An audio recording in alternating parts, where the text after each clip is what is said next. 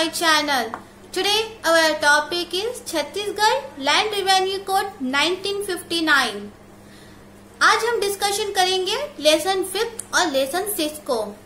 तो lesson 5th में क्या बताया गया है? लेसन 5th आपका रिलेटेड है अपील, रिवीजन और रिव्यू के संबंध में, और लेसन 6 आपका है लैंड रेवेन्यू के संबंध में. तो आज हम जो लेसन 5th में सेक्शन कवर करेंगे, सेक्शन 44 टू सेक्शन 48. तो सबसे पहले हम समझते हैं सेक्शन 44 में अपील. तो सबसे पहले जो अपील है वो प्रथम अपील भी होती है, द्वितीय अपील भी होती है. तो अपील कौन कर सकता है? तो अपील जो है वो निम्नलिखित वर्गों के जो अधिकारी है वो अपने आदेश और निर्देशों के विरुद्ध में अपने वरिष्ठ अधिकारियों को अपील कर सकते हैं. जो अपील है वो केवल मूल आदेशों के विरुद्ध ही की जा सकती है. तो मूल आदेश क्या होते हैं? जैसे कि आपका सेटलमेंट ऑफिसर है, कलेक्टर है, सेटलमेंट कमिश्नर है, इन सब के नीचे भी रेवेन्यू ऑफिसर्स होते हैं. तो वो जो रेवेन्यू ऑफिसर्स होते हैं वो अपनी जो भी आदेश और निर्देश के विरुद्ध जो भी अपील करते हैं अपने वरिष्ठ अधिकारियों को, और उससे जो अपील जो उनसे वरिष्ठ अधिकारियों को की जाती है, तो मान्यता केवल प्रारंभ से मानी जाएगी जहां से वो अपील प्रारंभ हुई थी. तो उसके संबंध में अगर किसी प्रकार का सेटलमेंट ऑफिसर ने जो भी आदेश और निर्देश जारी किए थे वो मान्य नहीं होगा. केवल रेवेन्यू ऑफिसर्स ने जिस संबंध में अपील की थी केवल वहां से वो प्रारंभ किया जाएगा. तो ये तो हो गई आपकी अपील के संबंध में. तो द्वितीय अपील कौन कर सकता है? द्वितीय आपकी अपील आपके सब डिविजनल ऑफिसर, कलेक्टर द्वितीय अपील कर सकते हैं बोर्ड ऑफ रेवेन्यू को, और आपका जो सेटलमेंट ऑफिसर है वो अपना द्वितीय अपील करेगा सेटलमेंट कमिश्नर को. तो ये तो हो गया आपका सेक्शन 44. इसके बाद हम समझते हैं सेक्शन 46. सेक्शन 46 में बताया गया है कि कुछ ऐसे आदेश भी है जिनके विरुद्ध में अपील नहीं की जा सकती. मतलब उन आदेशों को ही मान्यता दे दिया जाएगा और उनके विरुद्ध में किसी भी प्रकार का अपील नहीं किया जा सकता. तो वो कौन कौन से हैं? प्रथम, पुनर्लोकन को मान्य करना या नहीं करना. द्वितीय है आपका स्टे को मान्यता करना या नहीं करना. ठीक है, स्टे के आवेदन को. उसके बाद आपका आता है अंतरिम आदेश. तो ये 3 ऐसे संबोधन है जिसके संबंध में आप इन आदेशों के विरुद्ध किसी भी प्रकार का अपील नहीं कर सकते. तो ये तो हो गया आपका सेक्शन 46. सेक्शन 47. सेक्शन 47 बताता है आपकी परिसीमा. मतलब जो भी आप अपील करेंगे उसकी कोई परिसीमा है. तो आप अपील कब तक कर सकते हैं? अगर अपील बोर्ड ऑफ रेवेन्यू को की जाती है तो आदेश जारी होने के तारीख से अपील की जाएगी, वो भी आपके 90 दिनों के भीतर. यदि अपील कलेक्टर को की जा रही है तो आपको आदेश जारी तिथि से आपको 7 डेज के अंदर करनी है.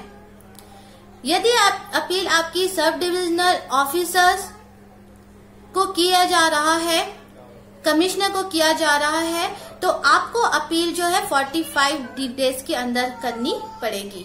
तो ये तो हो गया आपका सेक्शन 47.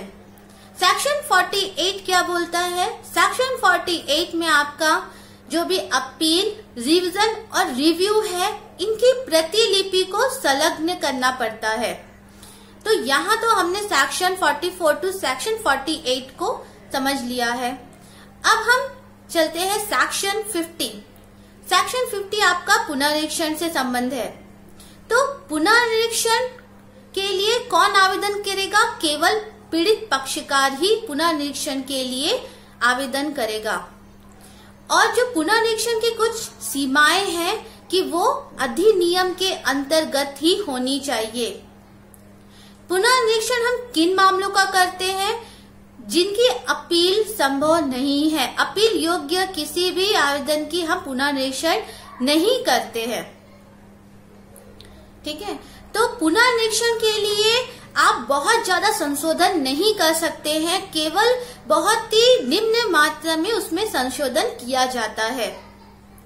और पुनर्निरीक्षण करने के लिए कुछ विशेष ऑफिसरों को नियुक्त किया गया है। केवल उन्हीं ऑफिसरों को ये राइट्स है कि वो पुनर्निरीक्षण कर सकते हैं। तो वो ऑफिसर कौन है आप? तो वो ऑफिसर है आपके collector, divisional commissioner, settlement officer और सेटलमेंट कमिश्नर। तो केवल इन्हीं को यह अथॉरिटी है कि वो पुनर्निरीक्षण कर सकते हैं। और उसके बाद आता है रिव्यू। तो रिव्यू जो है वो व्यवहार प्रक्रिया संहिता 1908 के अंतर्गत ही रिव्यू किया जा सकता है। इसके अतिरिक्त किसी और को यह मान्यता नहीं है। तो रिव्यू कौन करता है? जैसे कि आपका जो रेवेन्यू ऑफिसर है वो स्वयं या पूर्व अधिकारी, वही उनकी पुनर्लोकन कर सकते हैं। तो यहाँ पर हमने आप समझ लिया है सेक्शन 50 और सेक्शन 51 को।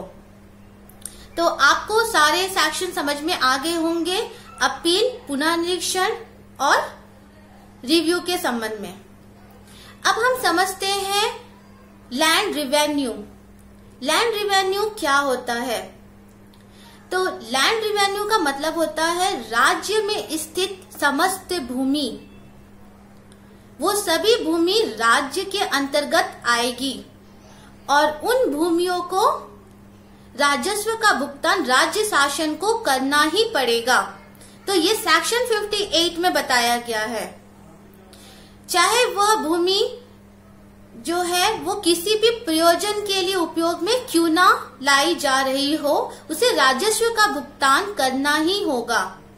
तो सेक्शन 58(1) क्या बोलता है? तो सेक्शन 58(1) कहता है कि किसी भी प्रकार की भूमि किसी भी प्रयोजन के लिए, बिजनेस के लिए, व्यापार के लिए, उद्योग के लिए, कारखानों के लिए, किसी प्रयोजन के लिए यूज की जा रही है, उसे राजस्व का भुगतान राज्य शासन को करना होगा। केवल कुछ विशेष परिस्थितियों में ही, जहां पर कुछ विशेष संविदा या विशेष आरक्षण या विशेष जो अनुदान होते हैं उनके द्वारा ही, छूट के द्वारा ही उन भूमि पर राजस्व का भुगतान नहीं किया जा सकता। बाकी समस्त कारणों पे, चाहे वो भूमि किसी भी प्रकार की हो, आपको राज्य शासन को भू राजस्व का भुगतान करना ही होगा। सेक्शन 58(2) क्या बोलता है? सेक्शन 58(2) बोलता है कि किसी भी प्रकार की भूमि जिस पर लगान, पट्टा, आपका जो कर्ज दिया जा रहा है या किसी भी प्रकार का अन्य भुगतान किया जा रहा है, वो सभी को आपको भुगतान करना ही होगा। राजस्व का भुगतान राज्य शासन को करना ही होगा। तो ये तो हो गए आपके भू राजस्व के भुगतान के संबंध में। उसके बाद सेक्शन 60 क्या बोलता है? अगर किसी भी भू राजस्व का भुगतान का निर्धारण अगर नहीं हुआ है तो उनका निर्धारण जो है वो कलेक्टर के द्वारा किया जाता है। ठीक है, तो जो भी वार्षिक शुल्क के रूप में जो भुगतान होती है वो राज्य शासन को करना होता है। ये कंपलसरी रूल्स होता है। तो यहाँ तो हमने आज कवर कर लिया है लेसन 5 और लेसन 6 को। हम फिर मिलेंगे आपको नेक्स्ट वीडियो के साथ। अगर कोई क्वेरीज है, कुछ डाउट है तो आप हमें कमेंट बॉक्स पे लिख सकते हैं। Thank you.